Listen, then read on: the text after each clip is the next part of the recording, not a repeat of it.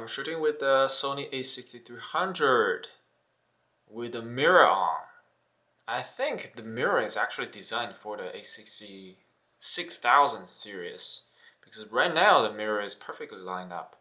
On the A7S II, it's not exactly, it's just a little bit to the side to the monitor. So I think, yeah, it actually is designed for the APS-C lineup for Sony.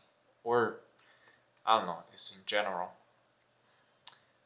It happens to fit the A6300 perfectly. So I see the entire monitor screen from the mirror exactly fits perfectly in the square of the mirror. So that's pretty cool. Also, this setup is significantly smaller than the A7S II setup. If I mount this on the A7S II, it's gonna be a lot bigger because you have the viewfinder popping up here. So it's a lot bigger when you put something on top of that viewfinder. It's just comes out a lot taller than this because A6300 is flat. So I'm gonna show you also the footage of how it looks on the A6300.